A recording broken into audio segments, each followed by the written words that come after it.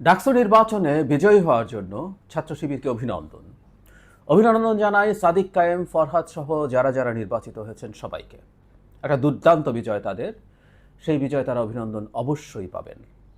এবং যারা পার্টিসিপেট করেছেন বিভিন্ন প্যানেল থেকে, আমি তাদেরকে অভিনন্দন জানাতে চাই, কারণ তারা খুব চমৎকার একটা সহাবস্থানের মাধ্যমে চমৎকার রাজনৈতিক সংস্কৃতির পরিচয় রেখে ক্যাম্পেইন চালিয়েছেন, নির্বাচনের দিন পার করেছেন এবং সেই সময়ও মেজর কোনো সংঘাতে তারা জড়াননি কিছু তর্ক বিতর্ক বা বাকবিতণ্ডার বাইরে। এটা একটা চমৎকার উদাহরণ, সবাইকে অভিনন্দন জানাই। শেখ হাসিনা মুক্ত বাংলাদেশের প্রথম নির্বাচনটা মোটা দাগে বলবো বেশ ভালো হয়েছে। নির্বাচনের দিন বেশ কিছু অভিযোগ ছিল, সেই অভিযোগের প্রেক্ষাপটে নানা রকম মন্তব্য আছে, নির্বাচন প্রত্যাখ্যান আছে। ছাত্র দলের যিনি ভিপি প্রার্থী তিনি সেটা প্রত্যাখ্যান করেছেন, উমামা ফাতেমা করেছেন, মেঘমাল্লার বসুও খুবই কঠোর সমালোচনা করেছেন। কিন্তু আমরা মোটামুটি তথ্য যা পেয়েছি তাতে নির্বাচন মোটা দাগে বলছি খারাপ হয়নি, বা এমন কোনো রকম কোনো অনিয়ম বা সমস্যা হয়নি যেটার কারণে ফল ম্যানিপুলেটেড হয়েছে এটা বলা যাবে। আমি সোফার যতদূর বুঝতে পারছি, তাই আমি মনে করি ফলাফল মোটামুটি মেনে নেওয়াই ভালো। যেমন ধরুন, আমিও মেনে নিচ্ছি এবং আমি অভিনন্দন জানাচ্ছি, এবং এই নির্বাচনে আমিও খানিকটা পরাজিত হয়েছি, সেটা একটু স্বীকার করে নেই। পরাজিত হব জানতাম, কিন্তু একটা অবিশ্বাস্য ঘটনা ঘটেছে যেটা নিয়ে আসলে ভবিষ্যতে আমাদের একটু বুঝির দরকার হবে। আমি একজন পলিটিক্যাল অ্যানালিস্ট এবং অ্যাক্টিভিস্টও, সো আমার নিজস্ব একটা অবস্থান আছে, পলিটিক্যাল জায়গা আছে। আমি সেন্ট্রিস্ট, আমি মধ্যপন্থী রাজনীতি পছন্দ করি। আমি প্রকাশ্যে কথাটা বলি, বহু বছর ধরে বলি। এখন হয়েছে 5 অগাস্টের আগে অনেকে চোখে পড়েনি, এখন চোখে পড়ছে, কারণ এখন আবার শেখ হাসিনা পরবর্তী সময়ে আমরা মধ্যপন্থী, মধ্যরান, পুরো ডান, মধ্যবাম, তারপরে পুরো বাম ভাবে আমরা বিভিন্ন রকম তাদের আইডিওলজি নিয়ে মাঠে নামছি এবং আমরা পরস্পরের সাথে ন্যারেটিভের লড়াইয়ে অনেক ক্ষেত্রে ঝগড়াঝাটিতে জড়িয়ে পড়ছি। তো যেহেতু আমি একজন অ্যাক্টিভিস্টও, আমার একটা স্পষ্ট অবস্থান ছিল কাকে ভোট দেওয়া যাবে না। ভোট কাকে দেওয়া দরকার আমি সেটা নিয়ে কিছু বলিনি। আমি বলেছি চোখ বন্ধ করে যে কাউকে দেয়া যেতে পারে, এক্সেপ্ট ছাত্র শিবির। আমি সেটা নিয়ে কথা বলেছি, স্পষ্ট অবস্থান জানিয়েছি। সুতরাং সেই প্রেক্ষাপটে আমার এক ধরনের পরাজয় তো হয়েছেই এই নির্বাচনে, সেই পরাজয় আমি অ্যাকসেপ্ট করছি। এবং পরাজয় একটা ফেয়ার গেমে যখন পরাজিত কেউ হন, সেই পরাজয়ের কোনো সমস্যা নেই। এবং পরাজিত হলেও যে কোনো গেমে আমি পরাজিত হতে পারি জেনেও কখনো কখনো আমরা সেই লড়াইটা করতে চাই। সেটা কেন করতে চাই আমি আবারও সেই কথাটা বলবো।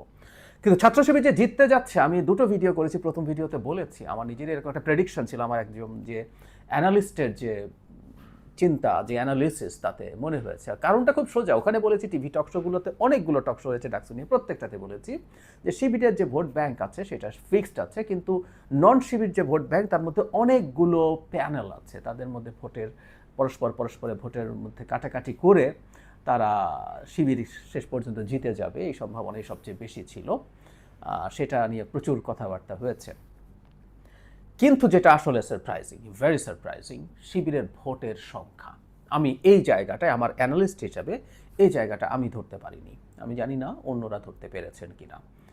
মানে ধরুন, আমরা সাদিক কায়েমের বিরুদ্ধে যারা ভোট মোটামুটি সিগনিফিক্যান্ট নাম্বারস অফ ভোট পেয়েছেন, তাদের সবার ভোট যোগ করলেও সেটা সাদিকের চাইতে খানিকটা কম হয়। মানে 29,000 সামথিং ক্যাস্টেড ভোটের মধ্যে বা 30,000 সামথিংয়ের মধ্যে সাদিক কায়েম একাই, মানে প্রায় 50% ভোট তিনি পেয়ে গেছেন। যারা ফরহাদ জিএস পদে, তার বিরুদ্ধে যারা দাঁড়িয়েছে সবটা যোগ করে ফরহাদ অতটা ভালো করেননি, তিনি 10,000-এর মতো ভোট পেয়েছেন। মানে সাদেক কায়েমের তুলনার কথা বলছি, সেটা করেননি। বা সম্পাদক পদগুলোতেও অনেকে অতটা ভালো করেননি। কিন্তু এই যে এত বেশি মার্জিনে জিতবেন, এই মার্জিনে জেতাটা সম্ভবত অনেকের কাছেই সারপ্রাইজিং, আমার কাছে তো বটেই। ছাত্র শিবির জিততে পারে সেটা বোঝা যাচ্ছিল। সো এখন নানান রকম কারণ খোঁজ করা শুরু হয়েছে। আমি আসলে এই ভোটটার রেজাল্টকে আবার খুব বেশি, আমার প্রথম ভিডিওতেই বলেছি, আবারও কথাগুলো বলবো, যেটাকে ওভার এস্টিমেট করারও কিছু নেই, আন্ডার এস্টিমেট করারও কিছু নাই। মানে ওভার এস্টিমেট মানে অনেকে মনে করছেন এই জয়ের ফলেও জামায়াতে ইসলামী বাংলাদেশে বিরাট শক্তি হয়ে গেছে, তারা আগামী নির্বাচনে এটা সেটা করে ফেলবে। আমি তখনও বলেছি, এখন আবার একটু একটা উদাহরণ দিই। 1973 সালে জাসদ ছাত্রলীগ ডাকসু নির্বাচনে পূর্ণ প্যানেলে জেতার একেবারে ভূমিধ্বস বিজয়ে তাদের হয়ে যাবে, তখন ওই যে ছাত্রলীগ ভাগ হয়ে গেছে, মুজিববাদী ছাত্রলীগ মানে আওয়ামী লীগের যে ছাত্রলীগ তারা পরাজিত হবে যখন নিশ্চিত হয়, তখন শেখ কামালের নেতৃত্বে ব্যালট বাক্স ছিনতাই করে সেই নির্বাচন পণ্য করা হয়েছিল, আমাদের নিশ্চয়ই মনে আছে। সেই নির্বাচনে পরবর্তীতে জাতীয় নির্বাচন যখন হয়, এখন জাসদ ছাত্রলীগের যে নেতা মানে দল জাসদ কেমন করত, জাসদ তখন মারাত্মক হাইপ শিক্ষা প্রতিষ্ঠানগুলোতে, মারাত্মক হাইপ, সব শিক্ষা প্রতিষ্ঠানে জাসদ জিতে যাচ্ছে। আমি জাসদের সর্বোচ্চ নেতাদের সাথে কথা বলে দেখেছি, ইনফ্যাক্ট 73 সালের ওই নির্বাচনটা মুজিব রিগ করেছিলেন, মানে এইটুকু উনি সহ্য করেন না, উনি এতই স্বৈরাচারী মানুষ ছিলেন। তো যাই হোক, আমি জিজ্ঞেস করেছিলাম সর্বোচ্চ কতটা সিট তারা জিততে পারেন, আমি তাদের আশা কেমন ছিল, তাদের কাছ থেকে শুনেছি যে তারা সর্বোচ্চ 15টা সিট জিততে পারেন, এরকমই তাদের এক্সপেকটেশন ছিল নেশন ওয়াইড।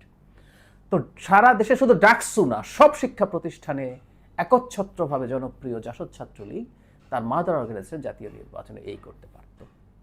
আমি সাম্প্রতিক একটা উদাহরণ দিই। 2018 সালের নির্বাচনে গণ অধিকার পরিষদ দুটো পদ পেয়েছিল, দেওয়া হয়েছিল, ভিপিতে নুরুল হক নূর এবং সমাজ কল্যাণ সম্পাদক আক্তার হয়েছিলেন।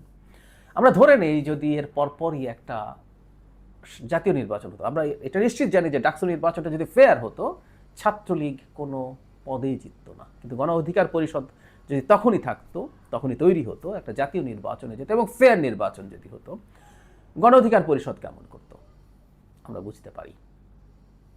তারপরে লেট 70s মাহমুদুর রহমান মান্না তাদের প্যানেল যখন জয়লাভ করে, সেই প্যানেলে মানে আওয়ামী লীগের জনাব ওবায়দুল কাদের তার সাথে হেরে যান।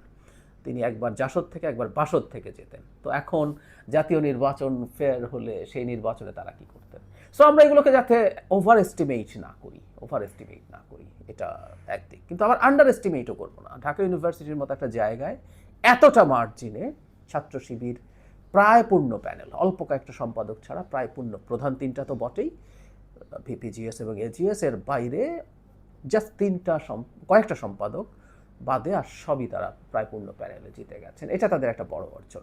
এখন কারণ খোঁজার চেষ্টা হচ্ছে, এই কারণ খোঁজার জন্য বিএনপিকে অনেকে নানান বুদ্ধি পরামর্শ দিচ্ছেন এবং কিছুদিন আমার মনে হয় এটা চলতেই থাকবে যে বিএনপিকে এখন জামাত বা শিবির টাইপের একটা রাজনীতির করতে হবে, কাছাকাছি একটা রাজনীতি করতে হবে, এরকম আলাপ তোলার চেষ্টা করছেন।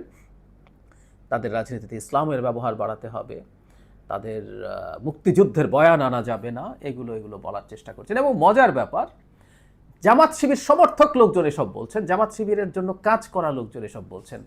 আমার কাছে পাল্টা একটা প্রশ্ন আসলে, আমি এগুলো নিয়ে আলাদা আলাদাভাবে কথা বলতে থাকবো পরবর্তীতে। সেটা হচ্ছে, যদি এটাই হয় তো তাদের উচিত বিএনপিকে এই রাজনীতিতেই থাকতে দেয়া, কারণ বিএনপি যতই রাজনীতি করবে তাহলে জাতীয় পর্যায়েও তারা অনেক ভালো কিছু করে ফেলবে। বিএনপিকে শুধরানোর দরকার কি তাদের? আসলে জামাতের লোকজন, শিবিরের লোকজনই এই ধরনের পরামর্শ বিএনপিকে দিচ্ছেন। আসলে তারা, এটুকু আমি কনফার্ম করছি, তারা বুঝতে পারেন এই আলাপগুলো মাঠে না থাকা উচিত।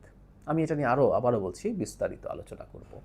আর যেটা বলছিলাম, যদি এই নির্বাচন জাতীয় নির্বাচনের একটা বিরাট মানে ইন্ডিকেশন দেয় যে জাতীয় নির্বাচন কি হতে যাচ্ছে, তাহলে তো জামায়াতের ইসলামের উচিত হলো এই হাইপ থাকতে থাকতে, যেমন জাহাঙ্গীরনগরে নির্বাচন হতে যাচ্ছে শুনেছি, সেখানেও একই রকম পরিস্থিতি হবে, তো এগুলোর পরপরই খুব দ্রুত নভেম্বর ডিসেম্বরে নির্বাচন চেয়ে ফেলা উচিত। এবং তাদের জয় নিশ্চয়ই এতটাই হবে যে তারা চাইলে লোয়ার হাউসের প্রপোর্শনাল রিপ্রেজেন্টেশনও করে ফেলতে পারবেন। তো যাই হোক, আমরা যাতে এগুলোকে জাতীয় রাজনীতির সাথে না মেলাই, তবে অবশ্যই কারণ খুঁজতে হবে। যেমন যে আলাপটা সামনে এসছে, আসলে এই আইডেন্টিটি বা তারা প্রচুর ভারত বিরোধী, বাংলাদেশে সবাই ভারত বিরোধী, বিএনপি তো বটেই, সবাই ভারত বিরোধী। এগুলোর বাইরে সম্ভবত গত 1 বছরে স্টুডেন্টদের ওয়েলফেয়ারের জন্য অনেক কাজ করেছে ছাত্র শিবির, এই আলাপ আছে। বিশুদ্ধ পানির ব্যবস্থার কথা আমরা জানি। এছাড়া ব্যক্তিগত পর্যায়ে তারা অসংখ্য ছাত্রের প্রয়োজনে পাশে দাঁড়িয়েছে, ফিনান্সিয়ালি বা নানানভাবে। তো এটাও যদি সত্য হয়ে থাকে, এটা খুঁজে বের করা দরকার। এটাই আসলে আলটিমেটলি বাংলাদেশের ভবিষ্যৎ রাজনীতিকে ডিসাইড করতে যাচ্ছে। এই কথাটা বহুদিন থেকে বলছি। আমি গতকালই নেপালের ঘটনা তুলে বলেছি, ভবিষ্যতে বাংলাদেশের যেই সরকার ক্ষমতায় আসুক না কেন, তাকে মানুষকে সার্ভ করতে হবে, তাকে দুর্নীতি বন্ধ করতে হবে, কমাতে হবে, মানুষের জন্য গভর্নেন্স নিশ্চিত করতে হবে, মানুষকে বেটার সার্ভিস দিতে হবে, না হয় মানুষ আসলে এগুলো কোনো কিছুই নেবে না। তো ছাত্র শিবির তার হলগুলোতে এই ধরনের কর্মকাণ্ডের মাধ্যমে এটা করেছেন কিনা সেটা খুঁজে দেখতে হবে, সেটা নিয়ে ভবিষ্যৎ রাজনীতির দিশা আছে। আর আরেকটা খুব সিগনিফিক্যান্ট আরও দু একটা বিষয় যেগুলো বলে শেষ করি, একটা হচ্ছে নারীরা ছাত্র শিবিরকে খুব বেশি ভোট দেবে না এরকম একটা পারসেপশন আছে। কারণ ছাত্র শিবির যারা অন্তত মনে করেন যে তাদের ওপরে কোনো রকম কোনো ধর্মীয় চাপ তৈরি হবে না, এটার জন্য নারীরাই প্রথম এফেক্টেড হতে পারেন। কারণ তারা হিজাব পরবেন কি পরবেন না, তাদের হিজাব না পরাটাকে কীভাবে দেখা হবে, এইগুলো অনেকেই নানানভাবে ভাবতে পারেন। কিন্তু দেখা গেল রোকেয়া হলে অবিশ্বাস্য ভালো রেজাল্ট করেছে ছাত্র শিবিরের প্রার্থীরা। এটাও খুবই সিগনিফিক্যান্ট একটা ব্যাপার, যেটা আমাদের ন্যারেটিভের ক্ষেত্রে খেয়াল রাখতে হবে। আরেকটা আলাপ ছিল, এটা কতটা সত্য জানি না, যে ছাত্রলীগকে বলা হয়েছিল ছাত্র শিবিরকে ভোট দিতে, যাতে ছাত্র শিবিরের ভোট তারা পান। কিন্তু এটাও খুব বেশি ধোপে টেকে না, কারণ ছাত্রলীগের অনেক ভোট থাকার কথা জগন্নাথ হলে সাদিক কায়েমকে দেখেছি খুবই খারাপ রেজাল্ট করেছেন। ফাইনালি এনসিপির ছাত্র সংগঠন বাগছাস যেটা, তারা খুবই খারাপ রেজাল্ট করেছে।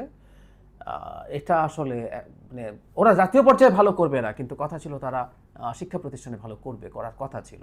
তারা করে নাই, মানে হচ্ছে তাদের লিস্ট পলিটিক্যাল ক্যাপিটালও আসলে আর অবশিষ্ট নেই। তারা এতটাই বিতর্কিত হয়েছেন, তারা মানুষের কাছে এতটাই মানুষকে ক্ষুব্ধ করেছেন, তাদের যেই জায়গায় তাদের অন্তত খানিকটা ভালো করার কথা ছিল, তারা জাতীয় পর্যায়ে আসলে তেমন কিছু করতে পারবে না। অনেকদিন থেকেই বলি শিক্ষা প্রতিষ্ঠানগুলোতে খানিকটা ভালো করার কথা ছিল, এবং জনাব কাদের ক্যান্ডিডেট হিসাবেও আমি মনে করি তার হয়তো কীভাবে উনি ইন্টারাক্ট করেছেন সেটা ম্যাটার করে, নির্বাচনেগুলোও ম্যাটার করতো। কিন্তু জনাব কাদেরের অত্যন্ত বড় একটা ইমেজ আছে আমাদের যে মুভমেন্ট হলো আমাদের আপরাইজিংয়ের সময়, তারপরও উনি সহ ওনার প্যানেলে জনাব বাকের বা অন্যান্যরা খুব বেশি ভালো কিছু করেননি।